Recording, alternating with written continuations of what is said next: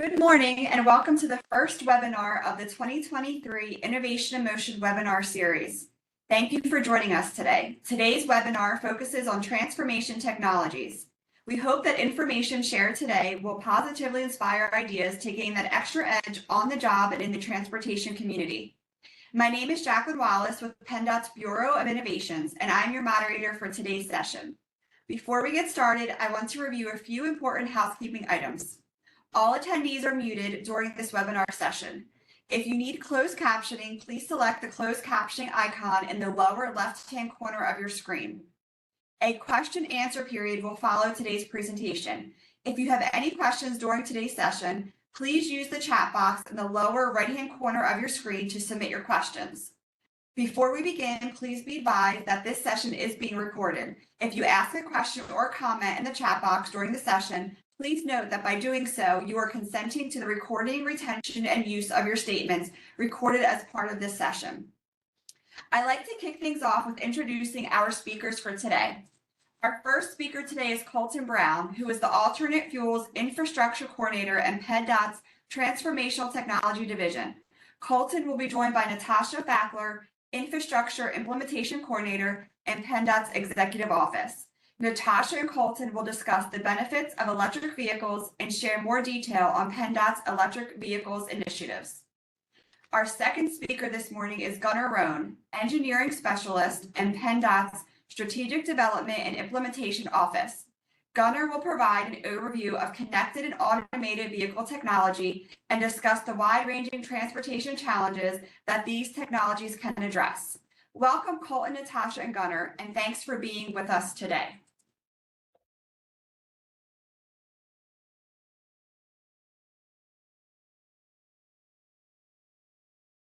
And thank you everyone for joining us. My name is Colton Brown, and I'll be joined by Natasha Fackler.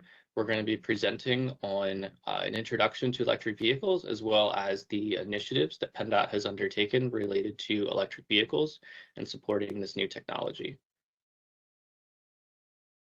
Before getting into the details of that, we'd like to just cover a quick highlight of some of the benefits of electric vehicles, why there's such a big incentive and drive to make this switch in how we power our vehicles. There's a number of benefits. Some of the big ones are greatly reduced emissions over the life cycle of an electric vehicle, generally about 2/3 lower at this point, and that continues to improve over time as the emission intensity of the electric grid decreases. There's also significant financial advantages both to the owner of the electric vehicle through reduced fuel and maintenance costs, as well as other economic benefits such as electricity is produced domestically, so that keeps money spent on electricity in our local economy, as opposed to oil, which could be coming from other countries. And if we do this transition to electric vehicles right, we also have the potential to increase domestic jobs as well. To define electric vehicle, the slide has a few different fuel types. Most of us are familiar with the conventional gasoline vehicle and a regular hybrid. As well, that adds a small electric battery, small electric motor, gives us brake regeneration, greatly improved efficiency. But for our purposes here today, we're not including regular hybrids when we talk about electric vehicles. We're really focused on those plug-in electric vehicles, plug-in hybrids, and battery electric vehicles. Both of these vehicle types are able to plug into an external source of electricity, so they have some electric-only miles. Plug-in hybrid will travel in those electric-only miles before the larger battery pack is closer to empty, and then it will function like a regular hybrid, whereas the battery electric vehicle only has the electric powertrain and therefore is in electric mode all of the time. This slide provides a summary of charging, an introduction to charging. So there's a couple different speeds. Our level 1 charging is commonly referred to as a trickle charge. It's common at home or at work. It can be a very suitable level of charge for a plug-in hybrid that may only have 30, 40, or 50 miles of range, as well as people that may not drive as many miles and then also have supplemental charging other places, such as where they work or along their travels. The most common type of charging is level 2 charging. Provides generally 20 to 25 miles of vehicle range per hour that you would charge this way. So an electric vehicle with a 250-mile total range, even if you drove most of that range in a given day, would be fully charged back up again until the next day if you could charge this way, either at home overnight or at work. Then lastly, we have DC fast charging, which, as it sounds like, is the fastest way to charge. It is most common along our travel corridors, such as highways, rest stops, things like that, as well as in communities with high densities of people that may not be able to charge at home, such as apartment buildings or condos. Of our plug types, you see a couple listed there. For the most part, every non-Tesla vehicle is going to use that J1772 and the CCS plug types. They're actually the same charge port. The CCS, just you pull down a cover over those last two pins to use DC fast charging. And many Tesla vehicles can now use those plug types with an adapter. So it's really becoming, that left column is really becoming the universal plug types. As we think about charging an electric vehicle, it is really a paradigm shift from how we're used to fueling with gasoline. Gasoline fueling is an active process. You have to stand by the vehicle for safety reasons as it's being fueled, but that's not a factor for an electric vehicle. So almost all electric vehicle charging happens while we're doing something else. So whether that be at home while you're sleeping or doing other things, whether that's at work, or destinations or shopping, or whether even when that's along the road at a rest stop, you may be inside getting food or some other activity while the vehicle is charging. Here we can see recently how the growth of electric vehicles is really taking off. We're kind of at that inflection point in the adoption curve of this technology, where we see it starting to really take off. Almost every quarter beats the record from the quarter before. Electric vehicles do still represent less than 1% of all vehicles on the road in Pennsylvania, as there's a long turnover in the vehicle fleet. But we do expect them to exceed that 1% of vehicles on the road sometime later in 2023. So now we'll get into some of the initiatives, things that Pennsylvania is doing to support electric vehicles. This is a very recent one. Design Manual 2, a very recent update, now has a section dedicated to electric vehicle charging designs. This will apply to any PennDOT projects or projects that PennDOT funds. It requires that at least 2 spaces be ADA accessible at each charging station project.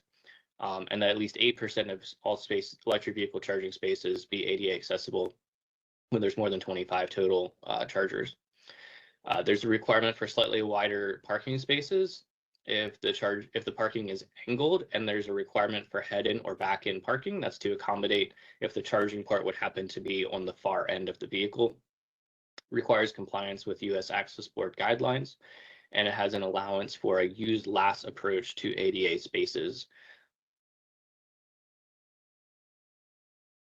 PennDOT's working on transitioning a large portion of its fleet to electric vehicles by 2025, at least 25%. So far, PennDOT has over 100 plug-in hybrids and many more electric vehicles on order. And there's also over 300 charging plugs either installed or in progress at PennDOT fleet locations.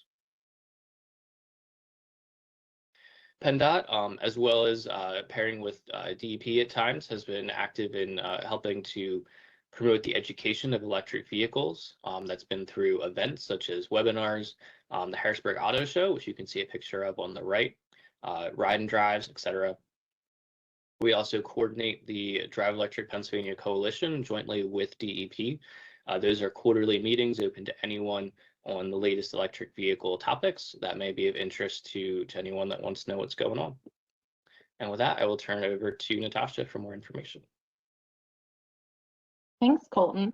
I'm going to talk about our EV mobility plan. This is a plan that we put together to be a companion piece to DEP's roadmap.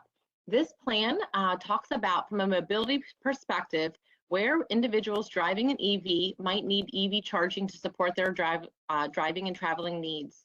The plan does recommend that we install at least 5,000 new EV charging ports at least 2,000 sites by 2028, and looks at things like corridors that people travel to, the places they're already going every day or on their destinations, and also considers things like emergency and evacuation travel needs as well.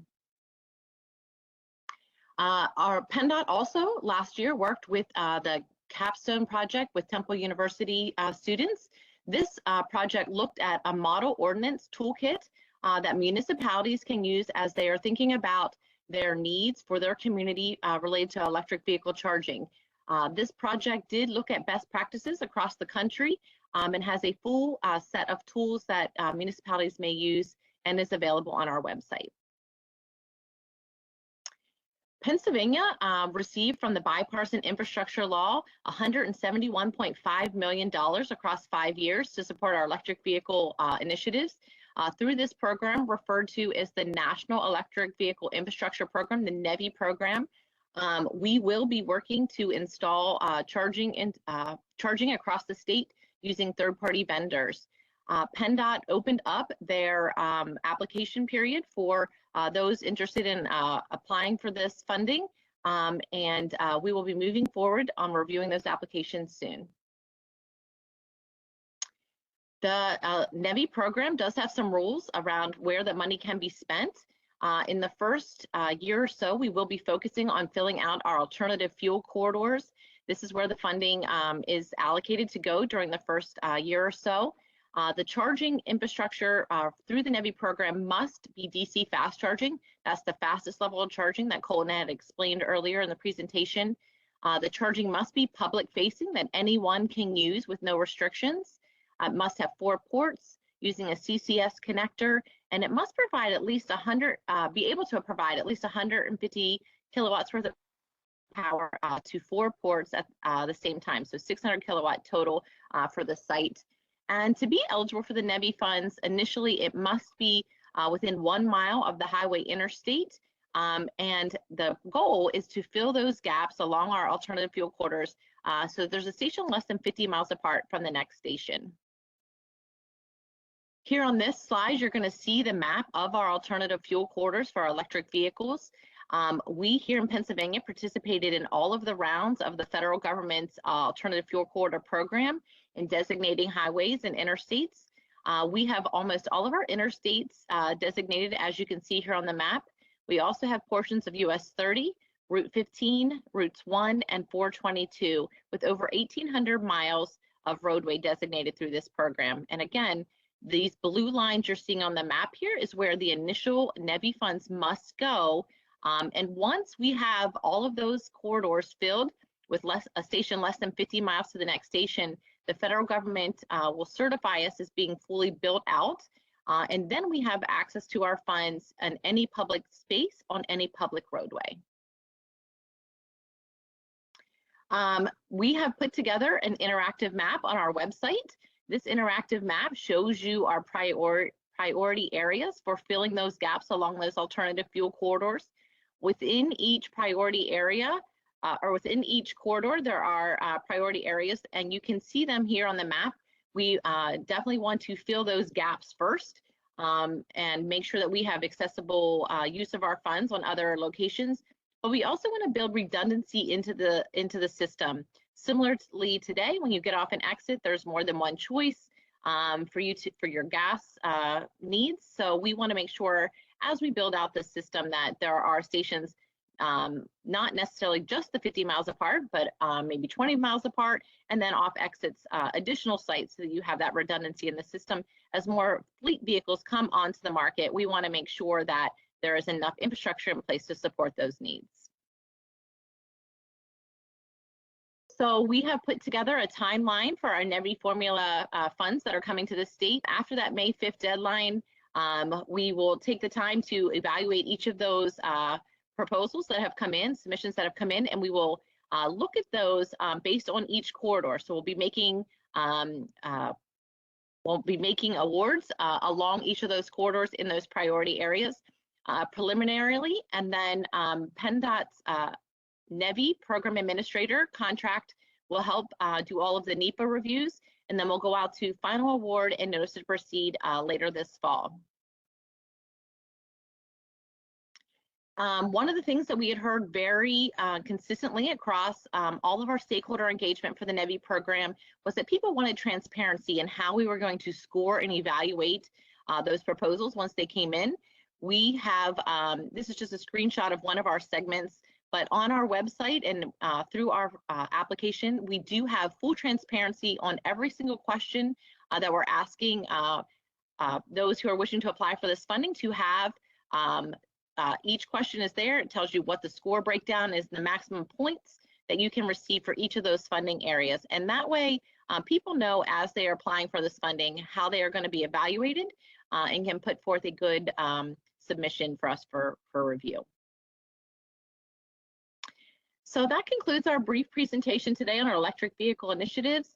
I do have our contact information here on the screen. We also do have a full PennDOT electrification website where you can go and look at the NEVI program, all of our electrification efforts. You're welcome to spend some time looking through that.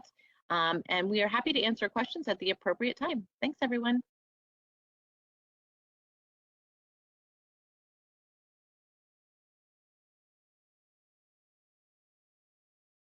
Welcome, everyone. My name is Gunnar Roan. I am the engineering specialist in the Transformational Technology Division, and today I'm going to be talking about connected automated vehicle technologies. I'll give a quick overview of automated vehicles and connected vehicles. I'll look at the transportation challenges addressed by these technologies. I'll look at the current deployments in Pennsylvania, some of the best practices for deploying these technologies, and some of the challenges and opportunities coming up. So there's a scale of automation for vehicles that ranges from no automation up to full automation. These are also called L0, L1, L2, so on. No automation is basically your standard old vehicle where nothing's being controlled. L1 and L2 are your new driver assistance systems that are in your newer cars with lane keeping assist, adaptive cruise control, Tesla autopilot. L3 can be found as traffic jam assist in some newer models that are being deployed in certain areas. This is the first level where you can take your eyes off the road and the car will let you know when it's about to need assistance. L4 is essentially full automation in a limited environment, or operational design domain, or ODD. The operational design domain is the area or the environment where the vehicle is designed to operate. L5 is full automation in essentially any environment. What we're focusing on today is L4 because that's what most people think about when they're talking about automated vehicles today. There's an array of sensors on the vehicles that allows them to perceive the world around them. The number and type of sensors on the vehicle may vary depending on the manufacturer, but these are some common types. Long-range radar can sense what's going on a long way down the road, which allows for applications like adaptive cruise control. LiDAR allows the vehicle to see a 3D model of its environment. Cameras allow the vehicle to see in color. Short-range and medium-range radar allows the vehicle to have a larger field of view and a higher resolution radar. AVs also typically have inertial measurement units for tracking its acceleration, deceleration, and other movement. And they also have GPS using RTK or real-time kinematics. GPS alone might get you an accuracy of about 1 meter at best, but adding RTK corrections allows you to get down to about 1 centimeter level of accuracy. AVs see the world by ingesting information from their sensors. L4 vehicles have an internal map on board that they're constantly comparing against what they're seeing. This allows them to accurately locate themselves in the world.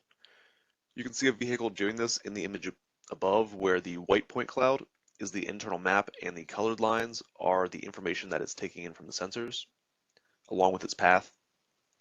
In the other graphic above, you can see how the AV moves from the raw sensor information to taking control of the vehicle. The three main functions of the AVs are perception, planning, and control. The AV ingests the information from its sensors, which allows it to perceive its environment and localize itself. The AV then plans its route with mission planning, behavioral planning, and motion planning. The mission is the entire journey. The behavior planning is the next, say, 200 meters, and the motion planning might be the next immediate 50 meters. So the planning gets more granular while making sure that it still fits the overall goal of the mission. The AV then takes action on its planning by calculating its path trajectory and adjusting as needed to stay on course. Connected vehicles refers to connectivity between vehicles and other objects. They could be talking to roadside infrastructure, other vehicles, pedestrians, or other road users. Vehicle to infrastructure is typically referred to as V2I. Vehicle to vehicle is referred to as V2V. Vehicle to pedestrian is referred to as V2P. And vehicle to the cloud or vehicle to network is referred to as V2N. Combined, they're referred to as V2X or vehicle to everything. The technology that's used to make these short-range communications happen is called cellular vehicle to everything, or CV2X, although it's not actually run on cellular networks. The range is about 1,000 meters with line of sight. When looking at V2N, the data can be transmitted over 4G, 5G, satellite, or other communication technologies. The units that transmit on the roadside are called roadside units. The units that transmit on the vehicles are called onboard units. Connecting the vehicles to other objects allows them to send and receive data, which enables applications on both the vehicle and the infrastructure side and other road user side. Some examples of these are found on the slide. Red light violation warning warns a driver if they're at risk of running a red light and warns other drivers that a driver might run the red light. Curve speed warning warns a driver that they're approaching a sharp curve in the road and they're going too fast. Spot weather impact warning warns a driver about location-specific weather events in real time that might affect them. Forward collision warning warns a driver that they're about to hit a vehicle in front of them. Do not pass warning warns a driver that they shouldn't pass a vehicle in front of them if they're in a passing zone because there's an approaching vehicle. Vehicle turning right in front of bus warning warns transit bus operators of the presence of vehicles attempting to go around the bus to make a right turn as the bus departs. V2P enables pedestrians to know when it's safe to cross the street and warns other vehicles that pedestrians are crossing. But V2P and other road user applications are still an emerging topic. Platooning is a technology that combines the application of connectivity and some degree of automation. It allows for trucks and buses to follow at extremely close following distances, usually around 50 feet at highway speeds. It creates a leader-follower scenario where there's one leader and at least one or two follower vehicles. The front vehicle is usually human-driven, at least for now.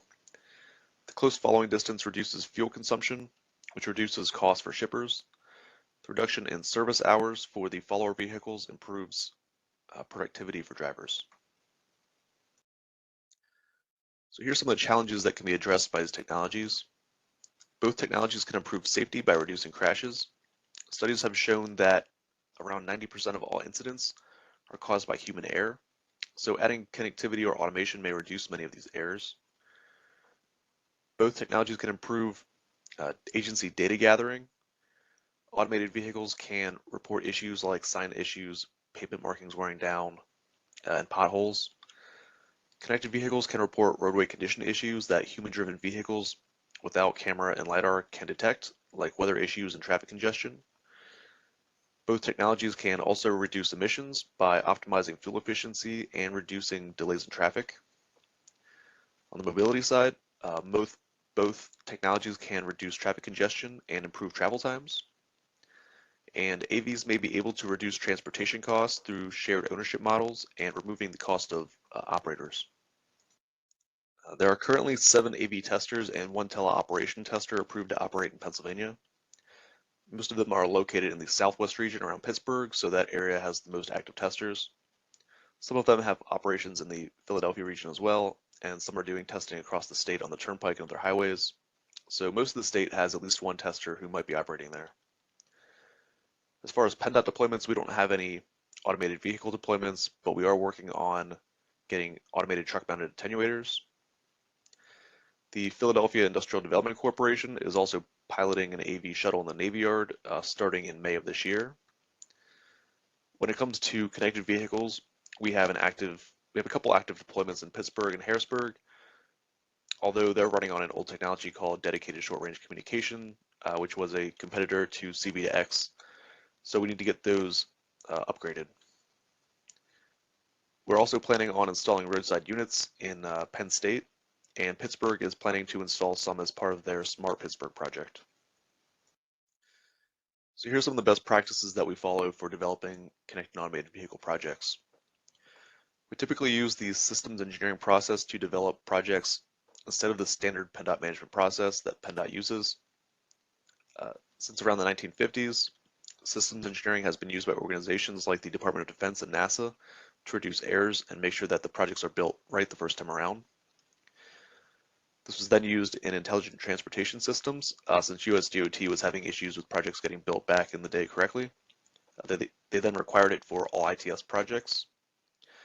Since connected automated vehicles are part of ITS, it's used for these types of projects as well. Although the process is longer and more expensive than building a project without it, it's less expensive than building the entire system again because it wasn't designed correctly.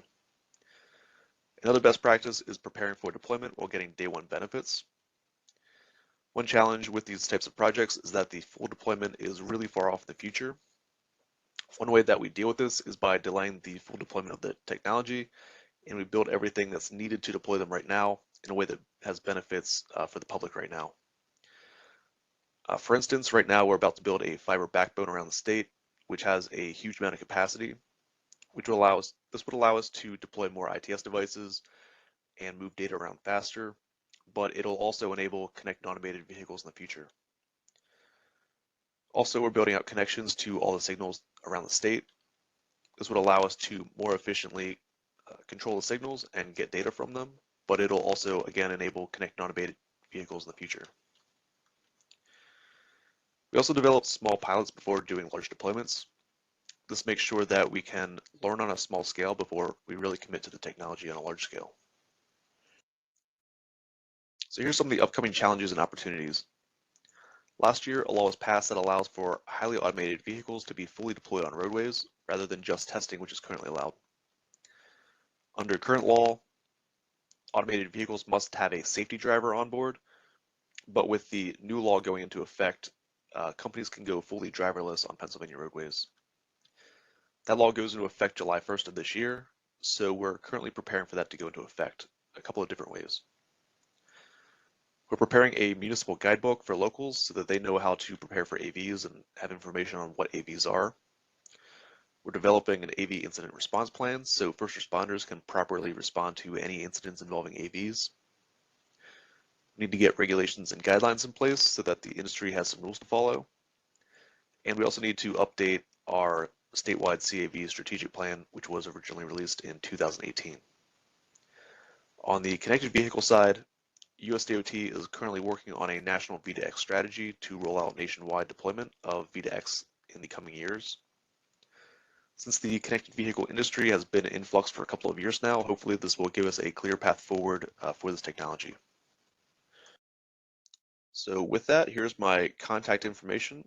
Thanks for joining us for the Innovation in Motion webinar, and I will be happy to take any questions after this presentation.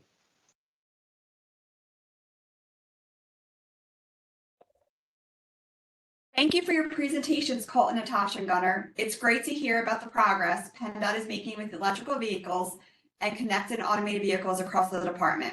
Now we would like to hear from you, our audience members. If you have a question for one of our presenters, please enter it via the chat box in the lower right-hand corner of your screen. Anya Walker from the Bureau of Innovations will read them. Panelists, please unmute yourselves. Anya, what questions do we have for the chat? Yeah, thank you, Jacqueline. We have a couple questions here in the chat box. I'm going to start with the first one I saw for you, Colton, and I saw you already answered it as well in the chat. I just wanted to propose it to everybody, and maybe you can just repeat the answer. So, what is the use last approach that you mentioned? Yeah, so the use last approach to ADA parking spaces for EV charging, basically up until the most recent Access Board recommendations, it was basically that the standard ADA requirements of having one ADA space for a particular type of amenity. So if you put in 2 plugs, you have to have one of them be ADA only, and that then most of the time that one plug may not be in use. So the requirement is that you have to have 2 ADA spaces, but they can have used last signage. So if you have 4 chargers, then as long as the other 2 are in use, anyone could use one or both of the ADA spaces. So that way you have better utilization of the charging, but you also still have plenty of ADA access for those who need it. Awesome, thank you. All right, I'm just going to continue on. I see the questions rolling in here. So another question, will the NEVI sites be free or will users have to pay to charge? And then as an add-on to that question, are amenities being taken into consideration, for example, bathrooms or placing them at welcome centers? Sure. So for the NEVI sites, the DC fast charging stations that we'll be funding through the NEVI program, it's really going to be up to the recipients of those funds to determine if and what they would want to charge customers a fee. I imagine in the vast majority, if not all of cases, they are going to want to be charging a fee, considering they have a lot of investment as well as ongoing operational expenses associated with those stations. We have a couple of requirements on those fees not being unreasonable. That it has to be based on their cost, their operations. Those funds have to be going back into the station. Those sorts of things. We have some federal requirements along those lines, but the fee itself will be up to them to determine. And then for the amenities, amenities is definitely one of our larger scoring criteria for these projects.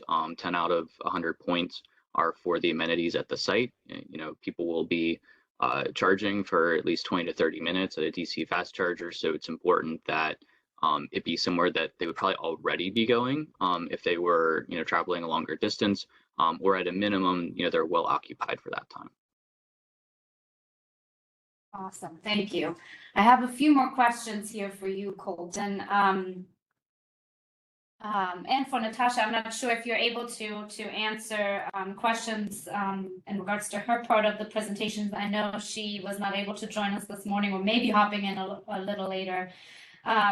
One question that we got was, as part of the scoring, was there any thought for long-term maintenance of the charging stations? Because some of the current issues include that there are a lot of out-of-order signs, and as this progresses and there's more vehicles on the road, that might become a larger issue. Yes, certainly. So as is actually part of the minimum standards from the federal government for NEVI funds, the ongoing operations and maintenance is a very big focus area. There's a requirement for 97% uptime at a minimum for these charging stations. So definitely as part of our evaluation, we're asking how are you going to meet that requirement? What plans you're going to have in place? What strategies are you incorporating to respond quickly and keep that site operational? So then there's the requirement that they do that for 5 years, including quarterly and annual reporting for that time period. Okay. Are there any concerns about the present power grid capabilities? Yeah. So as we think about the electric grid, so one, there's the broader electric grid, the total amount of electricity that we're consuming. That's a very long-term thing. When we look at electric vehicles, right now we're at less than 1% of vehicles are electric. DEP recently completed a study where their contractor forecasted out electric vehicle adoption, and in the year 2030, their estimate was that 9% of the vehicles on Pennsylvania's roadways would be electric, and that those vehicles would cumulatively increase our electricity demand by 3%. 3% is not a very big increase over the course of 7 years. So, but as we get into the 2030s, the 2040s, that could start to ramp up faster, and that could be, a greater total increase to the grid. That's where, rate design, essentially how we pay for electricity, providing incentives to charge during our off-peak time periods where the grid has plenty of capacity, will really come into play, especially for like home charging, workplace charging. things like that. So the electric grid as a whole, like our major distribution system, should be okay as long as we do that correctly. And at a minimum, we'll have a long time to prepare. When we look at the much more localized level, when we talk about a DC fast charging site, there is, major considerations for, is there 3-phase power available at this site, or are we running, utility wires a mile to get there? And at the end of the day, that's just going to have a big impact on a potential project's cost. And if it would take too much to bring the necessary electricity to that site, then it's probably either not going to happen, or it's going to be a 5 to 10 years down the road item when the utility has time to provide that power cost effectively, rather than adding a substantial cost to a particular project. Okay. Has there been any thought given to renewable energy for those charging stations? Yes, so that's it's a smaller item, but we do have it as a scoring criteria. Many of the major charging companies do have essentially contracts to purchase their electricity from renewable electricity generators, suppliers.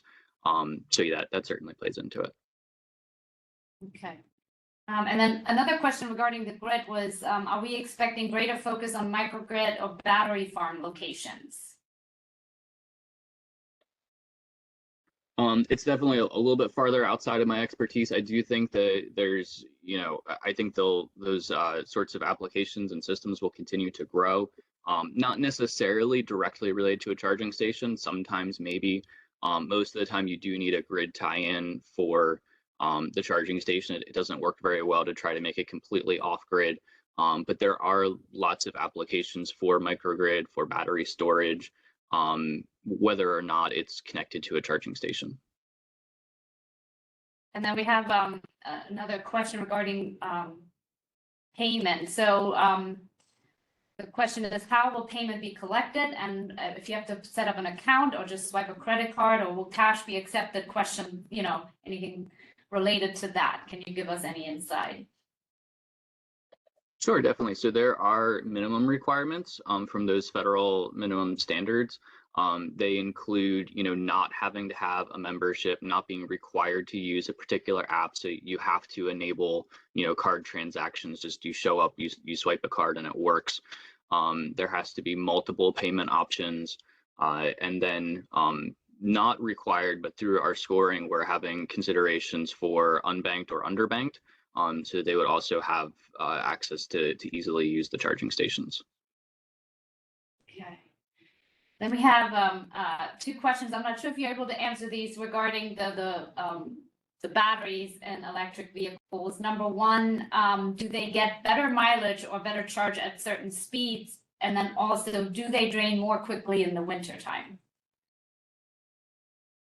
Yeah, so the first question, very similar to your gasoline vehicle, that's going to have wide variety of efficiencies depending on operating conditions, especially how you're driving at the speed that you're driving it. Much of those same laws of physics will apply to your electric vehicle. Some of the main differences is that your gasoline vehicle will get very poor gas mileage in a city due to the start-stop, the constant idling. Electric vehicles really shine there. They're not wasting energy while they're idling, running an engine. Whenever you're slowing down, you're regenerating energy back into the battery. So they'll do pretty well in your city start-stop kind of environment. But all of the other general rules apply. Really hilly terrain could exhaust it faster. Very high speeds is going to increase your wind resistance, and that will decrease your efficiency.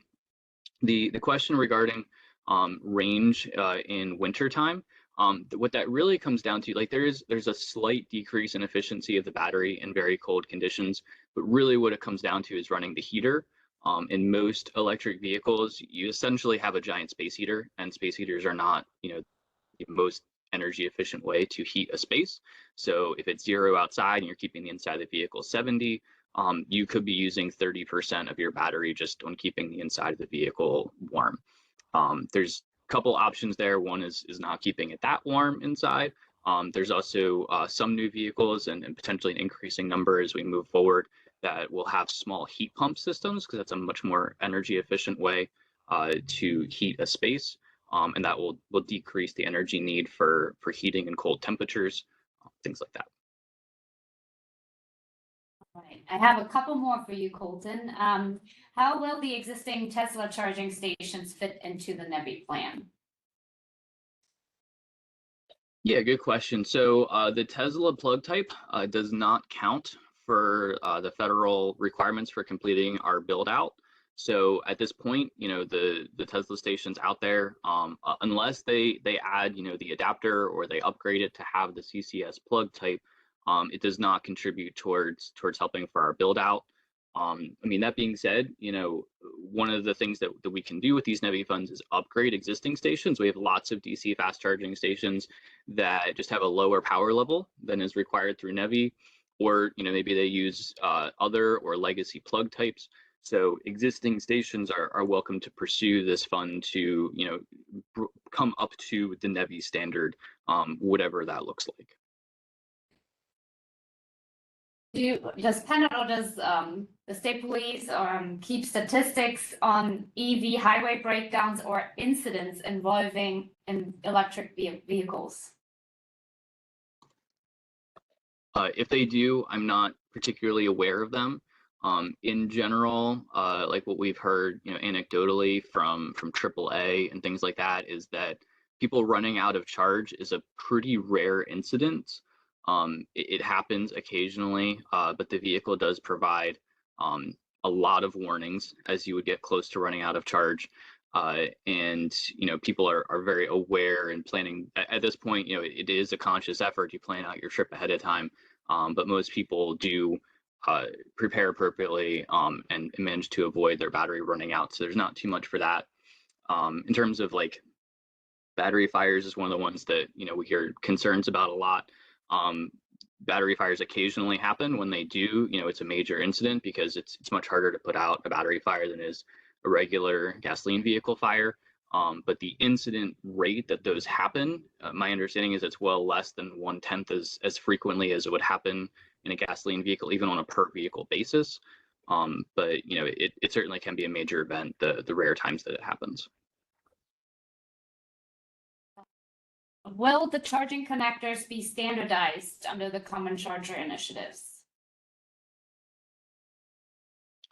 Yeah, so everything has to use that CCS charge port for DC fast charging. They can have other plug options at the station, but everything has to use the CCS plug type, which all non-Tesla vehicles use, and many Tesla vehicles can use with an adapter. And I believe Tesla's working on software updates and whatnot so that all Teslas will eventually be able to use the CCS plug. So that will really be the standard for everyone. Awesome. How do we find out of the costs of EV maintenance charges by authorized EV dealers? Are there any independent mechanics who service EVs? I'm not sure if you are able to answer this question. Yeah, so I think national statistics or studies have found that electric vehicle costs an average of 40% less to maintain than its gasoline comparable, even accounting for model year and everything with the electric vehicles being newer. So you do know that they overall cost less. I think that would be out of warranty expenses, things not covered. In terms of like who can repair them, I mean that varies a lot. I mean that might depend on what the level of work is. It might be that if it's something related to the battery that you have to be at that auto manufacturer's facility to get something that important maintained. I know like some states are working on right to fix laws so that you can take your vehicle other places for your electric vehicles, but I'm not aware of anything like that in Pennsylvania. So there may be restrictions on who could do certain repairs. Thank you. Let's see here, a couple more questions, and then we're going to move on to Gunnar. Any thought given to a charging tax similar, like we have the state gas tax? Yeah, so we do have the alternative fuels tax, which applies to any alternative fuel used in an on-road vehicle. So that technically applies to all use of electric vehicles. It's a little bit trickier for enforcement and education on the residential home charging side, but they are enforcing that for the public charging stations. So that does like last year, 2022, it did collect 6 figures in funds, and it's growing pretty quickly as there's more charging stations and more usage coming online. And then there's also just ongoing conversations. I mean, it'll be up to the legislature, but to assess some sort of fee per vehicle, whether that's based on just flat fee per year or some sort of graduated system or some sort of mileage-based fee. But that's certainly been an ongoing conversation that they'll work out at some point. And there's still questions coming in for you too.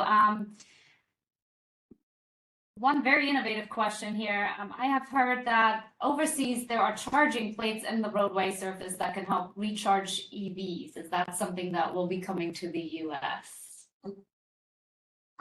Yeah, so so the broad category would be inductive charging, which is really just charging through the ground to the vehicle rather than directly plugging in.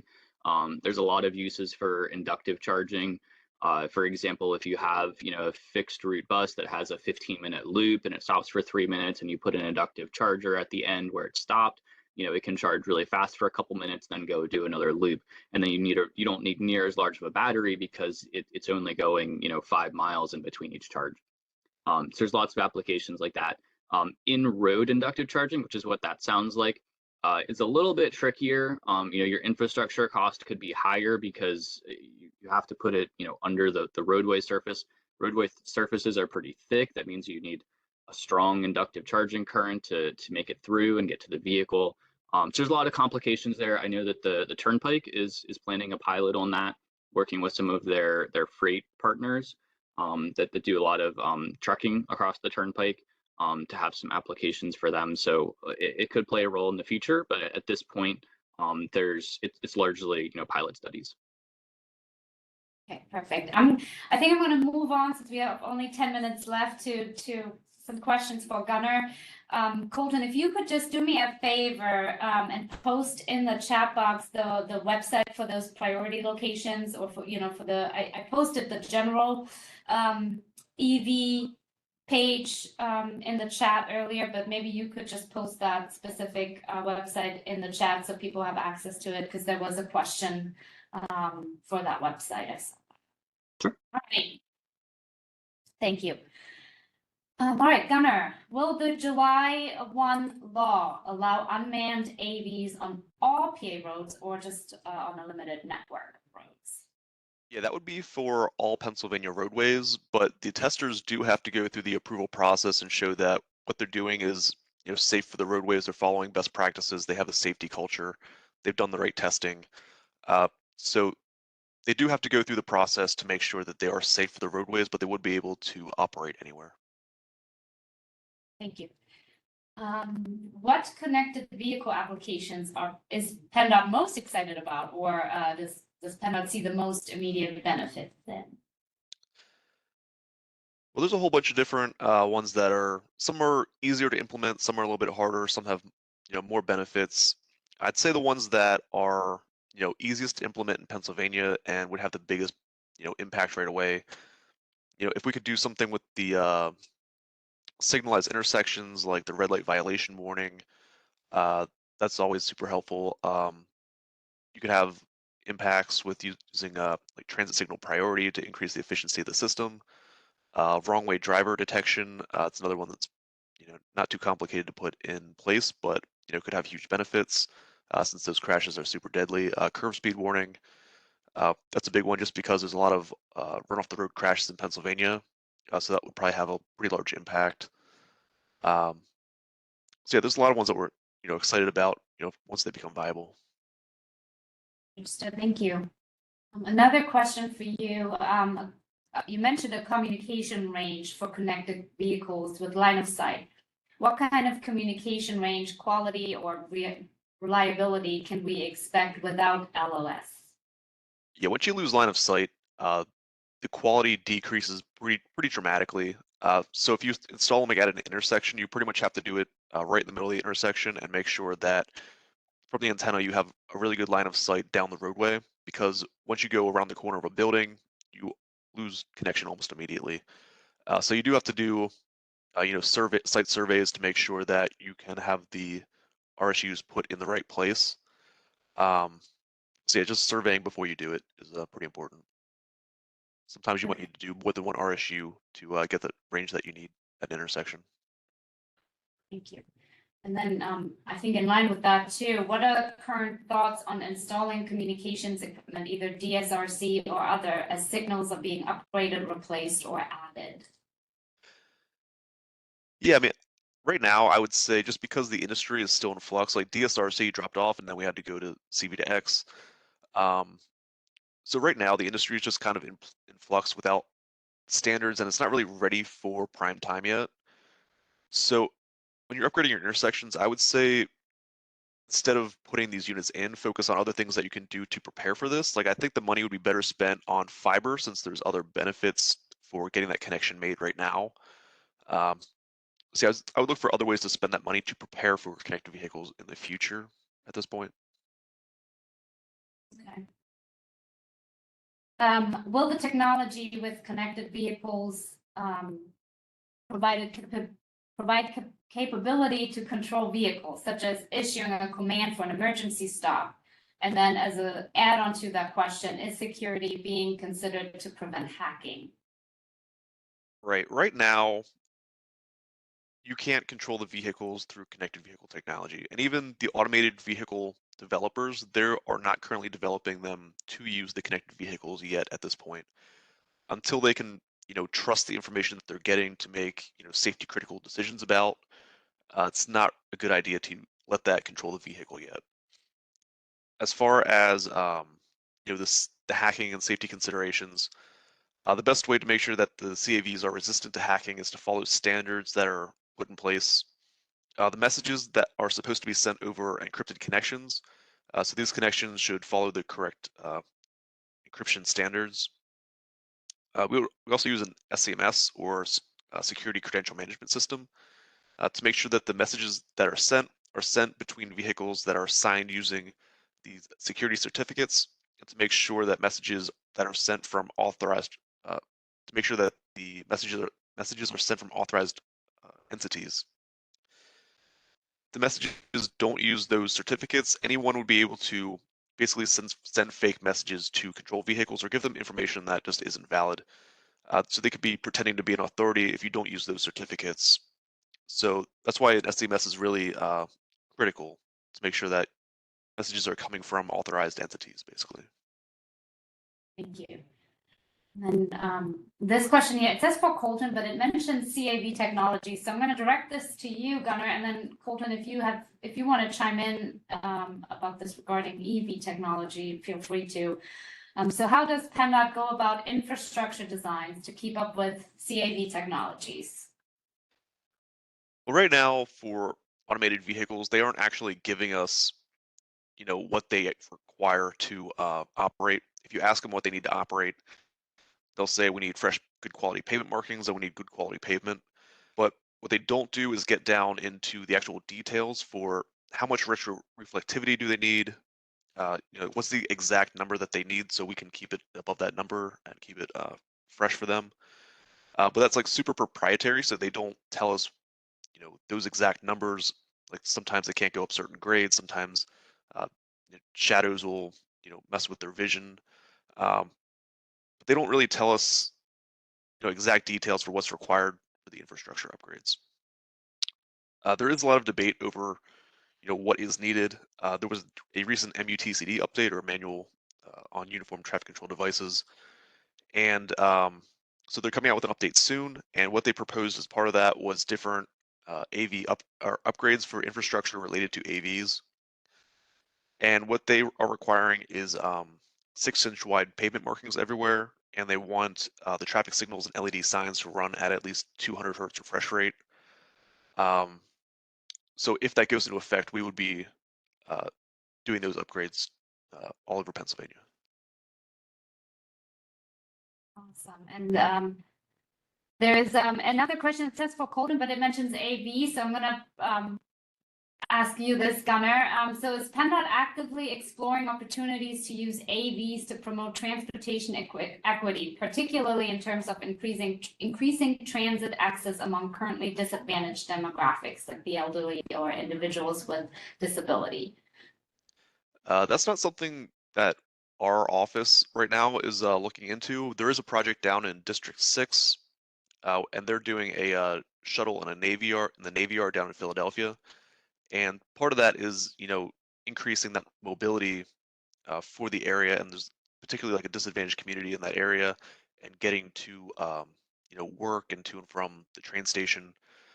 Um, there, there's the ADS demonstration grants that came out a couple years ago, and we want those grants that focus on equity, but there were a couple of those projects that are looking at equity, and we hope to gain out of these other projects how we can increase equity in Pennsylvania.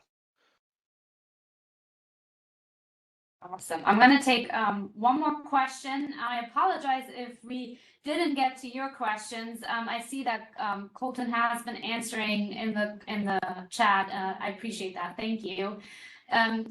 If any other questions are left unanswered, I'm going to put an email address in the chat box. Feel free to email the DOT Innovations Resources account, and then we will work with Colton and Gunnar to get you the answers. So the last question of today's webinar is what provisions, if any, will be required for the security of connected vehicle networks and sensors? How will collected data be handled from a privacy and data security perspective?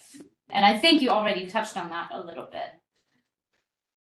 Yeah, I already touched on some of that, but one of the things that USDOT is working on right now is their V2X national deployment strategy, and part of that is looking at how do we make sure that at a large scale privacy is protected, and making sure that security of that data is in place. So besides the SCMS and the security credential management system, looking at other things that we can do to make sure that privacy and data is protected. Awesome. Thank you, Gunnar. Thank you, Colton. And with that, I'll pass it back over to Jacqueline for the closeout. Okay, thank you, Anya. We've had some great questions today from our panelists. If you still have a question, as Anya mentioned, please submit your questions to .innovations@pa.gov. You can also see that in the chat, and we'll work with our panelists to provide responses to your questions following today's webinar. And I'd like to thank Gunnar, Colton, and Natasha for all of you participating in today's session.